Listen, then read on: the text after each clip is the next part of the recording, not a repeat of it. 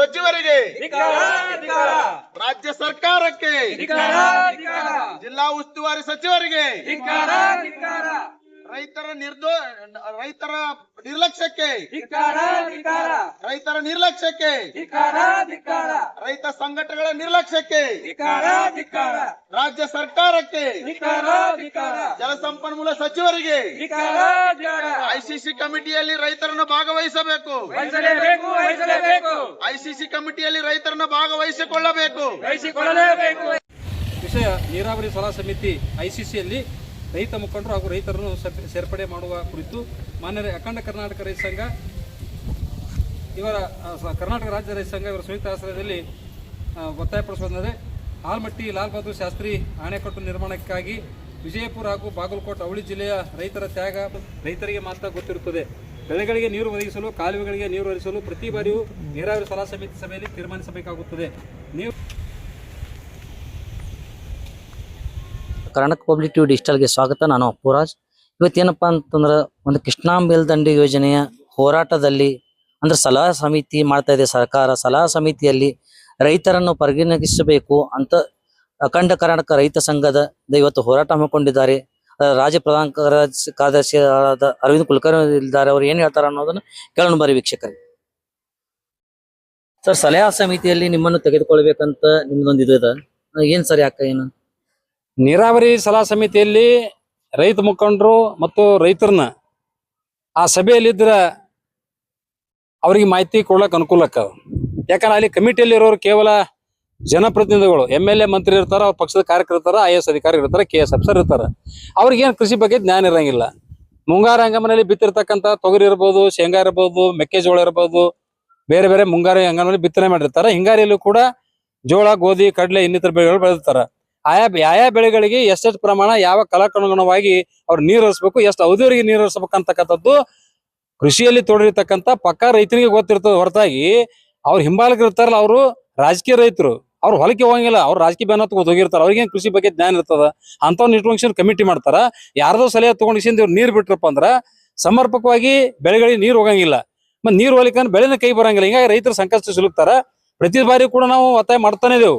ನೀರಾವರಿ ಸಲಹಾ ಸಮಿತಿಯಲ್ಲಿ ಆ ಪಕ್ಕ ರೈತರನ್ನ ತಗೋರಿ, ಗೊತ್ತಿದ್ದವ್ರಿ, ಕೃಷಿಯಲ್ಲಿ ತೊಡಗಿದಂತವ್ರನ್ನ ಅಥವಾ ಮುಖಂಡರನ್ನು ತಗೋರಿ ಅಂತ ಹೇಳೋದ್ರ ಜೊತೆಗೆ ಮುಖಂಡ್ರು ಯಾಕೆ ಬೇಕಂತಂದ್ರೆ ನೀರು ಬಿಡಿಸೋರು ಹೋರಾಟ ಮಾಡಿ ನಾವೇ ಸ್ವಇಚ್ಛೆ ಅಂದ್ರೆ ಯಾರು ಕೃಷಿಗೆ ನೀರು ಬಿಡಂಗಿಲ್ಲ. ನೀರು ಬೇಕನ್ನಪ್ಪ ನಿಮ್ಗೆ ಬೆಳೆಗಳಿಗೆ ತಕೊಂಡು ಯಾವ MLA ಮಂತ್ರಿಗಳು ಬಿಡಂಗಿಲ್ಲ. ಯಾಕಂದ್ರೆ ಅವ್ರಿಗೆ ಜ್ಞಾನನೇ ಇಲ್ಲ. ಯಾವ ಬೆಳೆಗಳಿಗೆ ನೀರು ಅವಶ್ಯಕತೆ ಅದ, ಎಷ್ಟು ಟೈಮ್ ಯಾವ ಅವಧಿಯೊಳಗೆ ಬಿಡ್ಬೇಕನ್ನೋ ಜ್ಞಾನ ಇರಂಗಿಲ್ಲ. ಅದನ್ನ ಹೋರಾಟ ಮಾಡಿ ಬಿಡಿಸೋರು ರೈತ ಪರ ಹೋರಾಟಗಾರರು. ಆ ಕಾರಣಕ್ಕೆ ರೈತ ಪರ ಹೋರಾಟಗಾರಲ್ಲಿ ಇರಬೇಕು, ಪಕ್ಕ ರೈತರು ಕೂಡ ಸಮಿತಿ ಸಭೆಯಲ್ಲಿ ಇರಬೇಕು. ಈ ವಿಷಯ ನಾವು ಹಲವಾರು ಬಾರಿ ಮನವಿ ಕೂಡ ಕೊಟ್ಟಿದ್ದೆವು. ಕೊಟ್ಟು ಅದನ್ನ ಗಣನೆಗೆ ಅವರು ತಗೊಂಡಿಲ್ಲ. ಸರ್, ಹಾಗಾದ್ರೆ ರೈತರನ್ನ ಯಾಕೆ ಕೈ ಬಿಡ್ತಾ ಇದೆ ರಾಜ್ಯ ಸರ್ಕಾರ? ಅಂದ್ರೆ ರೈತರ ಮಾತು ನಾವ್ ಯಾಕೆ ಕೇಳ್ಬೇಕು? ನಾವೇನ ಅಜ್ಞಾನಿಗಳದೇವನು? ನಮ್ಗೆ ಅಧಿಕಾರ ಅಂದಾಗ ನಾವು ಬಿಡ್ತೇವಲ್ಲತ್ತಾರ ಅವ್ರು. ಇವ್ರಿಗೆ ಮನಸ್ಸಿಗೆ ಬಂದಂಗ ಬಿಡ್ತಾರ. ಯಾವ ಅವಧಿ ಒಳಗೆ ಬಿಡ್ಬೇಕು ಅನ್ನೋದು ಇವ್ರಿಗೆ ಗೊತ್ತಿರಂಗಿಲ್ಲ. ಆ ಕಾರಣಕ್ಕಾಗಿ ನಾವು ರೈತರನ್ನ ಅಲ್ಲಿ ಸೇರ್ಪಡೆ ಮಾಡಿದ್ರೆ ರೈತರ ಸಲಹೆ ತಗೊಂಡು ಮಾಡ್ಬೇಕದನ್ನ. ತಮ್ಮ ಮನಸ್ಸಿಗೆ ಬಂದಂಗ ಮಾಡಿದ್ರ ಅಲ್ಲದು ಪದ್ಧತಿ. ಆ ಕಾರಣಕ್ಕಾಗಿ ನಾವು ರೈತರಲ್ಲಿ ಇರ್ಬೇಕಂತ ಒತ್ತಾಯ ಮಾಡತ್ತೀವಿ. ರಾಜ್ಯ ಸರ್ಕಾರ ಏನ್ ತಮ್ಮ ಮನಸ್ಸಿಗೆ ಬಂದಂಗ ಮಾಡ್ತಾ ಇದೆ ಅಂತ? ಮನಸ್ಸಿಗೆ ಬಂದಾಕ ಅವ್ರು ಏನ್ ತಿಳಿತು ಅದನ್ನೇ ಮಾಡಕತ್ತಾರ. ಅವ್ರು ಯಾ ರೈತರು ಏನು ಕೇಳಂಗಿಲ್ಲ. ಅಧಿಕಾರಿಗಳಿಗೆ ಇದ್ರ ಬಗ್ಗೆ ಯಾವ್ದು ನಾಲೆಜ್ ಇರಂಗಿಲ್ಲ. ನಾಲೆಜ್ ಹಂಗಾದ್ರೆ ಸಲಹೆ ಏನ್ ಕೊಡ್ತಾರ? ಅವರು IAS ಪಾಸ್ ಆಗಿರ್ತಾರ, ಕೆಲ KS ಪಾಸ್ ಆಗಿರ್ತಾರ.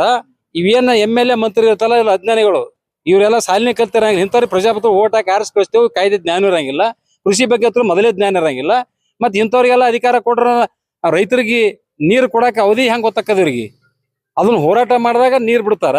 ಅವರಾಗೆ ತಿಳ್ಕೊಂಡ್ ಬಿಡ್ಬೇಕು ಎಷ್ಟು ಅವಧಿವರೆಗೆ ನೀರು ಕೊಡ್ಬೇಕು, ಯಾವ ಬೆಳೆ ಬಿತ್ತನೆ ಮಾಡಿದಾರ ರೈತರು, ಆ ಬೆಳೆ ಎಷ್ಟು ಪ್ರಮಾಣ ನೀರು ಕೊಡ್ಬೇಕು ಅನ್ನೋದ್ ಬಗ್ಗೆ ಇವ್ರಿಗೆ ಏನು ಜ್ಞಾನ ಇರಂಗಿಲ್ಲ. ರೈತನಿಗೆ ಗೊತ್ತಿರ್ತದ.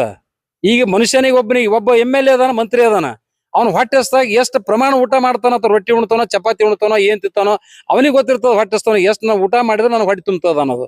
ಅದೇ ರೀತಿಯಾಗಿ ಬೆಳೆಗಳಿಗೂ ಕೂಡ ಎಷ್ಟು ಪ್ರಮಾಣದಲ್ಲಿ ನೀರು ಕೊಟ್ರ ಅವು ಬದುಕ್ತವೆ ಬೆಳೆ ಅಂತಕ್ಕಂಥದ್ದು ರೈತನಿಗೆ ಗೊತ್ತಿರ್ತದ. ಆ ಕಾರಣಕ್ಕಾಗಿ ರೈತರನ್ನ ICC ಕಮಿಟಿಯಲ್ಲಿ ಇರ್ರಿ ಅಂತ ನಮ್ಮದು ಒತ್ತಾಯ. ಸರ್, ಒಂದ್ ಹೇಳಿ, ನಿಮ್ಮ ಸಲಹಾ ಸಮಿತಿಯಲ್ಲಿ ಆಗ್ತದೆ, ICC ಕಮಿಟಿಯಲ್ಲಿ ನಿಮ್ಮ ರೈತರನ್ನ ಪರಿಗಣಿಸ್ಲಿಕ್ಕಂದ್ರ ಮುಂದಿನ ಹೋರಾಟ ಯಾವ ರೀತಿ ಇರ್ತದೆ ನಿಮ್ದು? ಈಗ ನಾವು ಸುಮಾರು ಬಾರಿ ICC ಕಮಿಟಿ ಮಾಡೋ ಸಂದರ್ಭದಲ್ಲಿ ಆಲ್ಮಟ್ಟಾಗ ಹೋಗಿ ಅಲ್ಲಿ MD ಕಚೇರಿ ಒಳಗೆ ಮಾಡ್ತಿದ್ರು ಅವರು. ನಾವು ಹೋಗಿ ಪ್ರತಿಭಟನಾ ಮನವಿ ಕೊಡೋ ಸಂದರ್ಭದಾಗ ತಗೋತಿದ್ರು, ತಗೊಂಡು ಪರಿಶೀಲನೆ ಮಾಡ್ತಾ ತಿಳ್ಕೊಂಡು ನಮ್ಮ ಕಾಗದವನ್ನು ಅಲ್ಲೇ ಪಕ್ಕಕ್ಕೆ ಇಟ್ಟಾರ. ಇದನ್ನ ಪ್ರತಿ ಸಲ ಇಲ್ಲೇ ಮಾಡಿದ್ರೆ ಕಿರಿಕಿರಿ ಆತ ತಿಳ್ಕೊಂಡು ಒಯ್ದು ವಿಧಾನಸೌಧ ಅಥವಾ ವಿಕಾಸಸೌಧನ್ಯಾಗ ಅಲ್ಲಿ ಮೀಟಿಂಗ್ ಮಾಡಕತ್ತ. ಅಂದ್ರೆ ಯಾರು ಬರ್ಬಾರ್ದು ಅಲ್ಲಿ.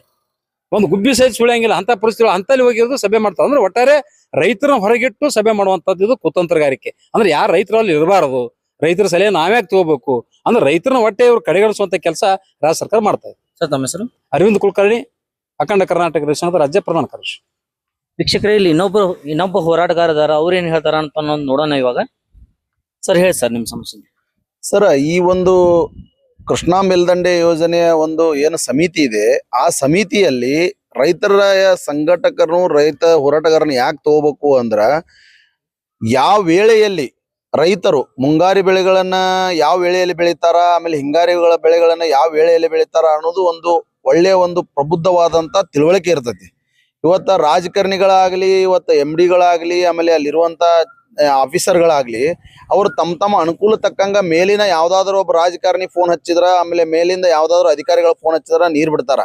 ಆದ್ರ ರೈತರಿಗೆ ಯಾವಾಗ ಅವಶ್ಯಕತೆ ಇರ್ತೈತಿ, ಯಾವಾಗ ಮಳಿ ಆಗಿರಂಗಿಲ್ಲ, ಯಾವಾಗ ಬೆಳೆಗಳು ಒಣಗಾಕತ್ತಿರ್ತಾವು, ಆ ವೇಳೆಯಲ್ಲಿ ನೀರ್ ಬಿಡಾಕ ರೈತರ ಒಂದು ಸಲಹೆ ಇತ್ತಂದ್ರ ಅಲ್ಲಿ ಅದಕ್ಕೆ ಸಮರ್ಪಕವಾಗಿ ಆ ಡ್ಯಾಮಿನಲ್ಲಿ ಇರುವಂತ ನೀರು ರೈತರಿಗೆ ಒಂದು ಸಮರ್ಪಕವಾಗಿ ಮುಟ್ತೈತಿ. ಒಳ್ಳೆಯ ಬೆಳೆ ಬೆಳಿತಾರ, ಒಳ್ಳೆಯ ಒಂದು ನಿಗದಿತವಾದಂತ ರೇಟ್ ತಗೋತಾರ ಅಂತಂದ ಈ ಸಂದರ್ಭದಲ್ಲಿ ನಾ ಹೇಳಕ್ ಇಚ್ಛೆ ಪಡ್ತೇನೆ ಸರ್. ಸರ್ ತಮ್ಮ ಹೆಸರು? ಬಸವರಾಜ್ ಸಿದ್ದಾಪುರ್, ಜಿಲ್ಲಾ ಪ್ರಧಾನ ಕಾರ್ಯದರ್ಶಿ, ಅಖಂಡ ಕರ್ನಾಟಕ ರೈತ ಸಂಘ. ವೀಕ್ಷಕರೇ, ಇಲ್ಲಿವರೆಗೆ ರೈತ ಹೋರಾಟಗಾರರು ಹೇಳಿದನ್ನ ನೀವು ಕೇಳಿದ್ರಿ. ಯಾಕೆ ಸಲಹಾ ಸಮಿತಿಯಲ್ಲಿ ಅವರನ್ನು ಯಾಕೆ ಪರಿಗಣಿಸಬೇಕಂತ ಅವ್ರು ಹೇಳಿದ್ರು. ಯಾಕಂದ್ರೆ ಅಧಿಕಾರಿಗಳು IAS KS ಅಧಿಕಾರಿಗಳು ಇರ್ತಾರ, ಅವ್ರಿಗೆ ಯಾವುದೇ ತರ ನಾಲೆಜ್ ಇರಂಗಿಲ್ಲ. ಹಂಗ ನಮಗ್ ತಗೊಂಡ್ರಪ್ಪ, ನಾವು ಯಾಕೆ ಹಿಂಗಾರಿಗೆ ಯಾವ ರೀತಿ ನೀರು ಬಿಡ್ಬೇಕು, ಮುಂಗಾರಿಗೆ ಯಾವ ರೀತಿ ನೀರು ಬಿಡ್ಬೇಕು ಅಂತ ಹೇಳ್ತೀವಿ ಅಂತ ಅವ್ರು ಹೇಳಿದ್ರು. ಶನಿ ಸುದ್ದಿಗಾಗಿ ಕರ್ನಾಟಕ ಪಬ್ಲಿಕ್ ಟಿವಿ ಡಿಜಿಟಲ್ ನೋಡ್ತಾ ಇರಿ.